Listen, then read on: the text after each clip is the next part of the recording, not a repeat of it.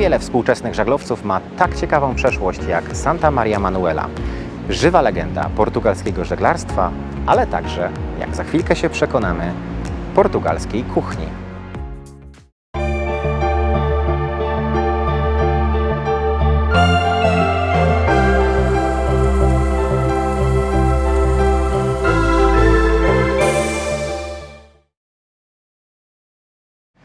Cztery maszty, niemal 69 metrów długości, ponad 1100 metrów kwadratowych powierzchni żagla. Można epatować liczbami, jednak żadna statystyka nie odda istoty tego statku.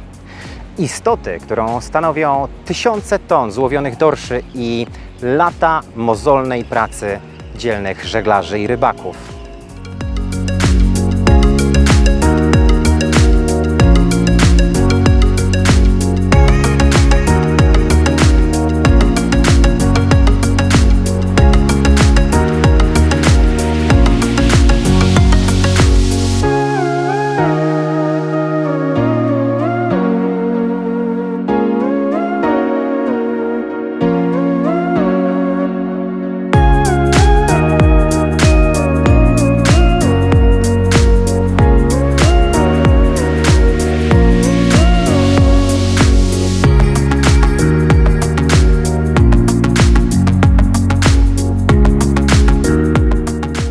Dorsz, bacalhau, to niekwestionowany król portugalskiej kuchni. Portugalczycy nie wyobrażają sobie bez niego życia i znają tysiące sposobów na to, żeby go smakowicie przygotować. Wody okalające Portugalię są zbyt ciepłe dla dorsza, dlatego przez setki lat ryby te trafiały na portugalskie talerze w ładowniach statków rybackich, które poławiały je w okolicy Nowej Fundlandii. Jednym z takich statków była Santa Maria Manuela.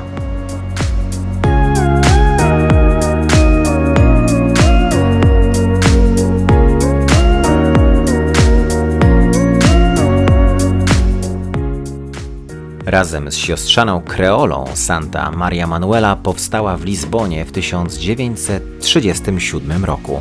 W rekordowym czasie od położenia stępki do wodowania upłynęły zaledwie 62 dni. Stal, z której zbudowano kadłuby obu jednostek, miała posłużyć do budowy okrętów wojennych. Zamówienia ostatecznie nie zrealizowano, ale najwyższej jakości surowiec się nie zmarnował. Zakupiony w okazyjnej cenie trafił na rybackie żaglowce. Dzięki temu kadłub Santa Marii Manueli do dziś jest w doskonałej formie i w większości pozostaje oryginalny. Statek ochrzczono imieniem żony właściciela, Marii Manueli, w podziękowaniu za wychowanie bagatela 16 dzieci.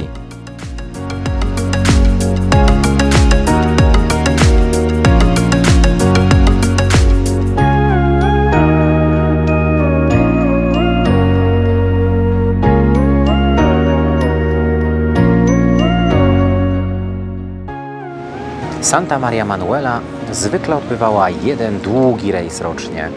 Przejście z Portugalii na drugą stronę Atlantyku trwało około 2 tygodni. Podobnie droga powrotna. Ale zanim statek mógł w nią ruszyć, musiał wypełnić ładownię złowioną rybą. Dojście na obfitujące w dorsza wody Grand Banks oznaczało więc dla rybaków okres wielotygodniowej, długiej, mozolnej i niebezpiecznej pracy.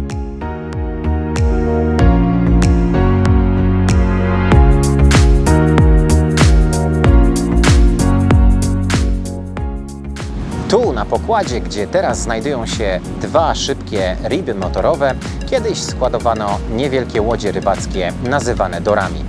Każdego ranka spuszczano je na wodę, a rybacy uzbrojeni wyłącznie w parę wioseł i niewielki żagiel rozpływali się po okolicy, licząc na obfity połów. Każdy z nich zostawiał za łodzią trały uzbrojone w haczyki i przynęty. Trały te miały nawet do kilometra długości. I tak codziennie przez 12 godzin zdani byli tylko na siebie, czy to deszcz, czy to mgła, czy śnieg. Mgła była najgorszym wrogiem rybaków. Zdarzało się, że któryś z nich odpłynął za daleko od statku matki gubił się i słuch po nim ginął. Jednak motywacji tym dzielnym mężczyznom nie brakowało. Od tego, ile złowili, zależał bowiem ich zarobek. A to, ile ryb udało im się danego dnia złowić, skwapliwie notował kapitan. Najlepsi potrafili złowić nawet tonę dorszy dziennie.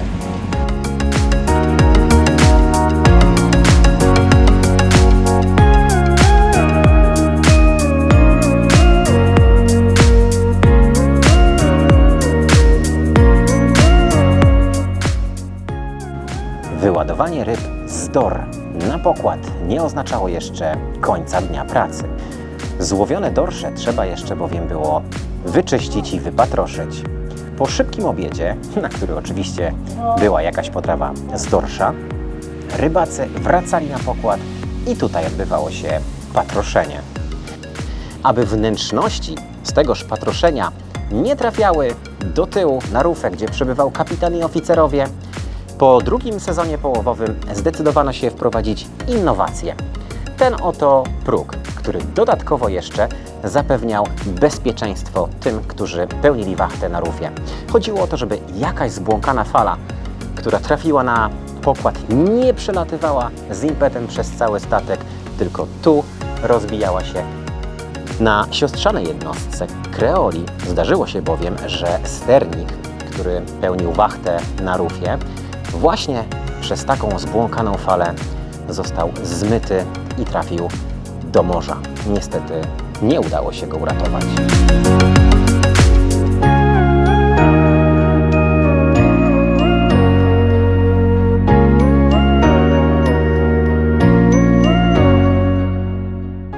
Portugalskie statki rybackie, takie jak Santa Maria Manuela, określano mianem Białej Floty. Nazwa wzięła się oczywiście od koloru kadłubów. Nie zawsze jednak tak było. Jednostki zaczęto malować na biało dopiero na początku II wojny światowej, żeby w ten sposób uchronić je przed atakiem ze strony niemieckich okrętów podwodnych. Pamiętajmy bowiem, że Portugalia w tym globalnym konflikcie pozostawała neutralna.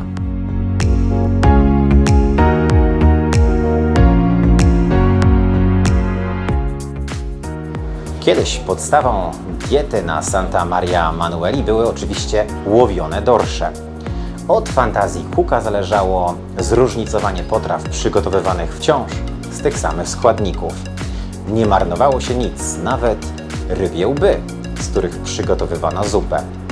Dziś kucharze mają do dyspozycji wszystko, czego dusza zapragnie, od mięs przez świeże owoce, warzywa, po oczywiście dorsze, które wciąż obecne są w statkowym menu.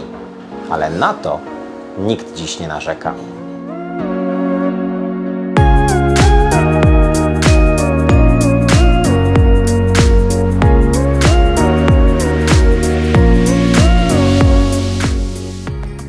Kiedyś w tym miejscu składowano i solono złowione dorsze. Solenie było niezwykle istotną czynnością, wymagającą doświadczenia i wyczucia. To sól chroniła bowiem złowione dorsze przed zepsuciem. Rybacy, którzy to robili, musieli mieć więc bardzo dobrze wyrobioną rękę i oko. Dziś to centrum życia pasażerów. Tutaj jedzą, tutaj grają w karty, oglądają filmy, spotykają się, rozmawiają. Krótko mówiąc, to tu odbywają się morskie opowieści. Na pamiątkę rybackiej przeszłości na Nowej Fundlandii przestrzeń ta została nazwana Terra Nova.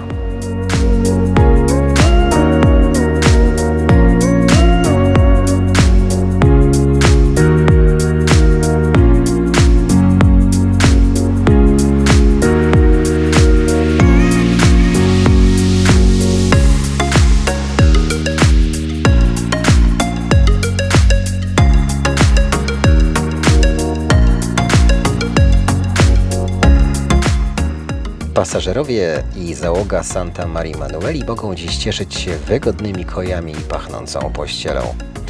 Rybacy kiedyś o takich wygodach mogli tylko pomarzyć. Żeby zaoszczędzić miejsca, jedna koja przypadała na 2 osoby. Zresztą czasu na wypoczynek i tak było bardzo mało.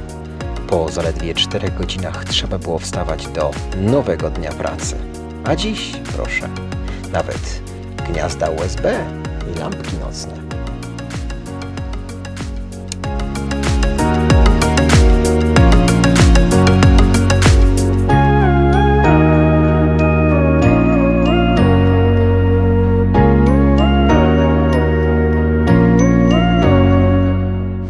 Santa Maria Manuela ma bardzo charakterystyczny kształt kadłuba. Podniesiony dziób, co ułatwia walkę z falami. Teraz wieje 4 w porywach 5, a pokład cały czas jest suchy. Warunki na Nowej Fundlandii, na północnym Atlantyku były często dużo gorsze. Dlatego też ten dziób, który był podwyższony i jest charakterystycznie wyprofilowany, ułatwiał łamanie fal. Dzięki temu Santa Maria Manuela doskonale pracuje na falach. Również rufa jest nieco podwyższona, jest też szeroka, stabilna, co zapewnia ochronę sternikowi, który przez cały czas, czy to słońce, czy to deszcz, czy to śnieg, czy plucha, musiał pełnić wachtę na sterze. Natomiast śródokręcie jest nieco obniżone, co ułatwiało ładowanie ryb na koniec dnia z tych maleńkich łódeczek na pokład. Wszystko przemyślane.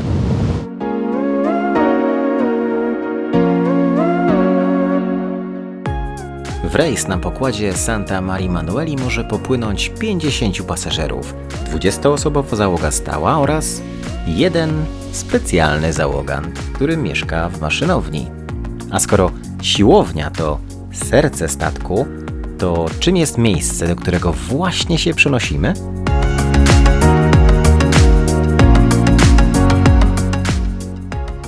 Oto mózg Santa Marii Manueli, mostek. Kapitan nie zawsze znajduje się tutaj, natomiast zawsze jest tu ktoś z załogi. Wachtę trzeba pełnić 24 godziny na dobę.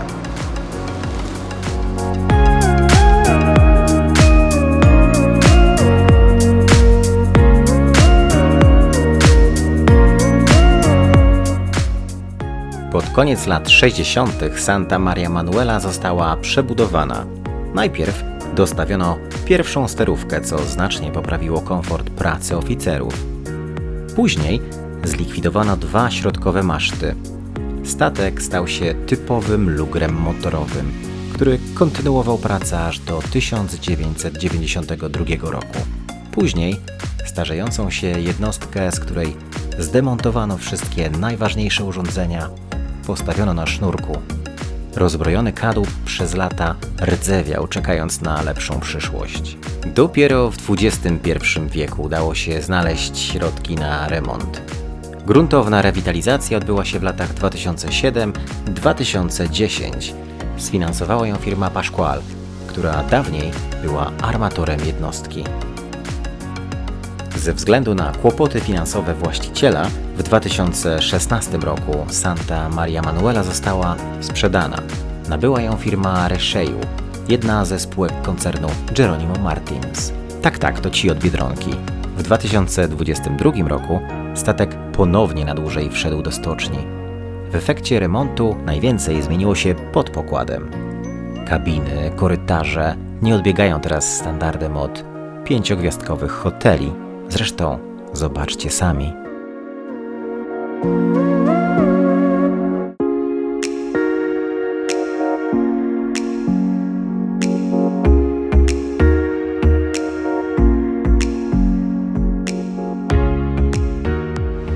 Santa Maria Manuela jest szkunerem. Jej podstawowym napędem są więc wielkie i ciężkie żagle gaflowe.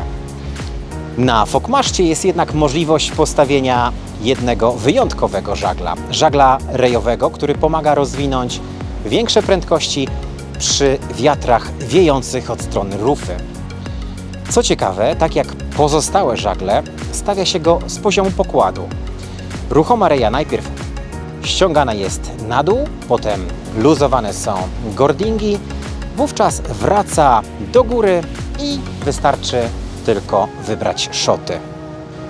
Nawet gdybyśmy chcieli na tę reję, nie wejdziemy, bo pod nią nie ma perty. Zupełnie inaczej niż na innych żaglowcach o kierunku rejowym.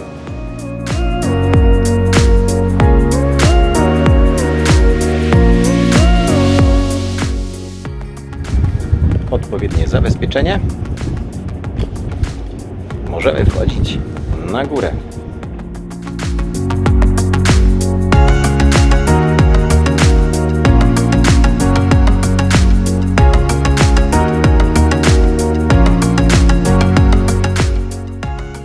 Czwarty maszt Santa Maria Manueli jest jednocześnie wydechem. To praktyka często stosowana na żaglowcach.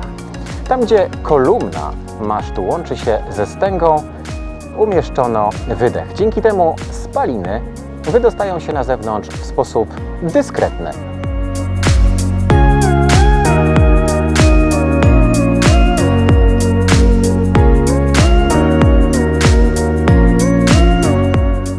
Portem macierzystym Santa Maria Manueli jest Funchal na Maderze. Żaglowiec najczęściej odbywa rejsy po Atlantyku, pomiędzy tym archipelagiem a Azorami i kontynentalną Europą.